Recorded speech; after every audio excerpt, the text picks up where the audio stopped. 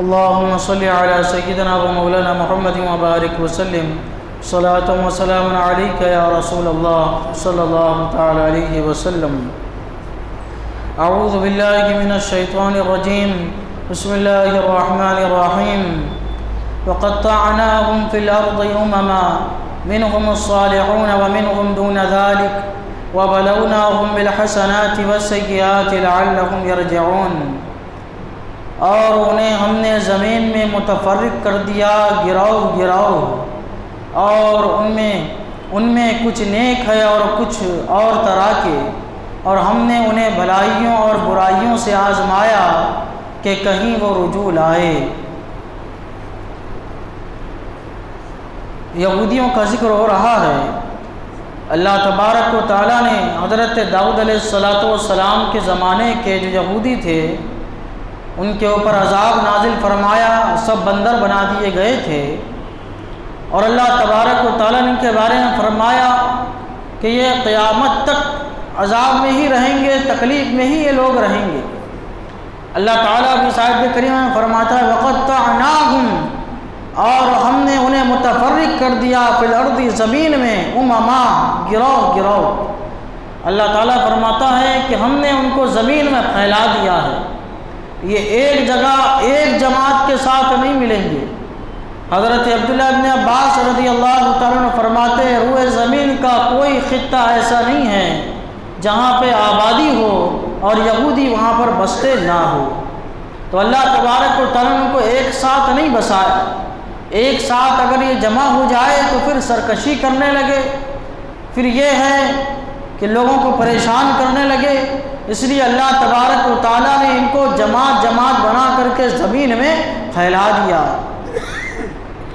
اللہ تعالیٰ فرماتا ہے منہم الصالحون ومنہم دون ذلک، ان میں کچھ نیک ہے اور کچھ اور طرح کے ہیں.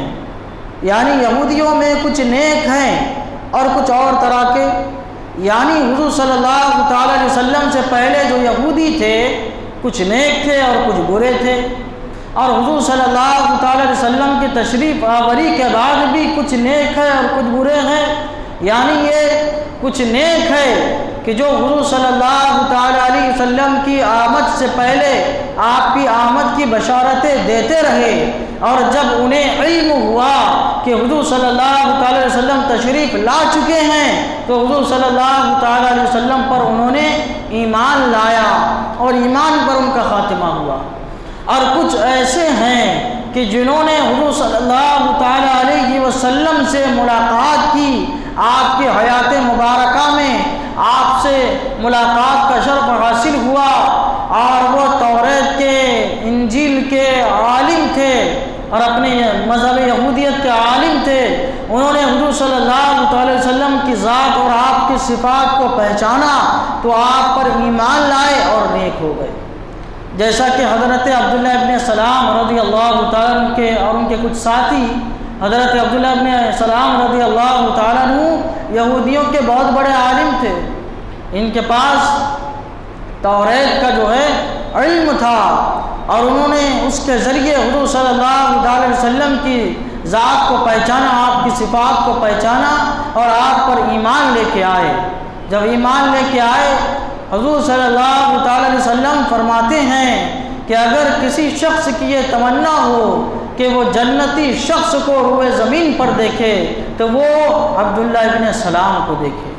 یہ فضیلت جو ہے ان کی ہو گئی ایمان لانے کے بعد.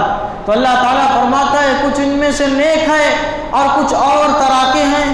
یعنی یہ کہ بنی اسرائیل ہے، یہودی ہے لیکن کیا ہے، کافر ہے، یا پھر کافر نہیں ہے لیکن بد عمل ہے، فاسق ہے، فجار ہے. تو اللہ تعالیٰ فرماتا ہے کہ کچھ نیک ہے اور کچھ جو ہے کفار ہے، ان میں کہ کچھ جو ہے بد عملی کرنے والے ہیں، فساق ہے، فجار ہے. وَبَلَوْنَاهُمْ بِالْحَسَنَاتِ وَالسَّيِّئَاتِ لَعَلَّهُمْ يَرْجِعُونَ، اور ہم نے انہیں بھلائیوں اور برائیوں سے آزمایا. یعنی ان کو دنیاوی نعمتیں ان کو ہم نے عطا فرمائی. دنیاوی نعمتوں سے مراد مال و دولت ہے، امن ہے، سکون ہے، چین ہے، اطمینان ہے، مال و دولت کی کثرت ہے، پھر ملک کی امن ہے، اور اس کے علاوہ اولاد ہے، یہ سب چیزیں اللہ تبارک و تعالیٰ نے دنیا کی ان کو نعمتیں عطا فرمائی، اس کو حسنات کہا جاتا ہے۔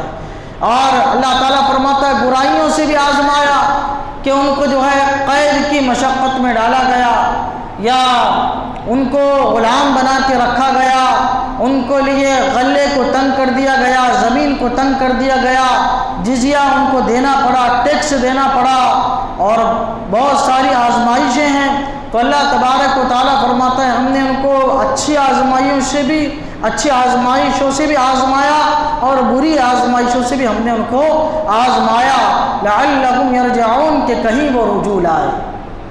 یعنی اچھائیاں جو اللہ تعالیٰ کی طرف سے پہنچتی ہے یا برائیاں پہنچتی ہے، وہ اللہ تبارک و تعالیٰ کی حکمت کے تحت پہنچتی ہے، کہ انسان جب تنگ دست ہو جائے، پریشان ہو جائے، اچھائیاں آتی ہے تو انسان شکر ادا کرتا ہے اللہ تعالیٰ کا، اللہ تعالیٰ کی طرف رجوع لاتا ہے، اس لیے اللہ تبارک و تعالیٰ کسی کو اچھائی عطا فرماتا ہے۔ اور کسی کے اوپر مصیبتیں آتی ہے، پریشانی آتی ہے کہ آج اچھائیاں تھی، نعمتیں تھی، تو اللہ کو یاد نہیں کرتا تھا، لیکن جب پریشانی آئی، مصیبتیں آئیں، تو پھر اللہ تعالیٰ کو یاد کرنے لگا، اس لیے اللہ تبارک و تعالیٰ نے اس کو تکالیف میں، مصیبتوں میں، پریشانیوں میں مبتلا فرمایا۔ تو یہ جو اچھائیاں اور برائیاں ہم کو پہنچتی ہیں، یہ سب اللہ تبارک و تعالیٰ کی حکمت کے تحت ہم کو پہنچتی ہے، اور سب کا مقصد کیا ہے؟ اللہ تعالیٰ فرماتا ہے لعلہم یرجعون، تاکہ تم اللہ تعالیٰ کی طرف رجوع لاؤ، اللہ تبارک و تعالیٰ کی یاد کرو، اللہ تعالیٰ کا ذکر کرو، اللہ تعالیٰ کی بارگاہ میں حاضر ہو جاؤ، اس لیے ہم تم کو اچھائیاں اور برائیاں دیتے ہیں۔ اللہ تعالیٰ کی بارگاہ میں دعا ہے قرآن شریف سیکھنے سمجھنے اور اس کے مطابق ہم سب کو اپنی زندگی گزارنے کی توفیق عطا فرمائے۔ اشہد ان لا الہ الا اللہ واشہد ان محمد عبدہ ورسولہ، صلی اللہ تعالیٰ علیہ سیدنا محمد وعلی آلہ وصحبہ برحمتک یا ارحم۔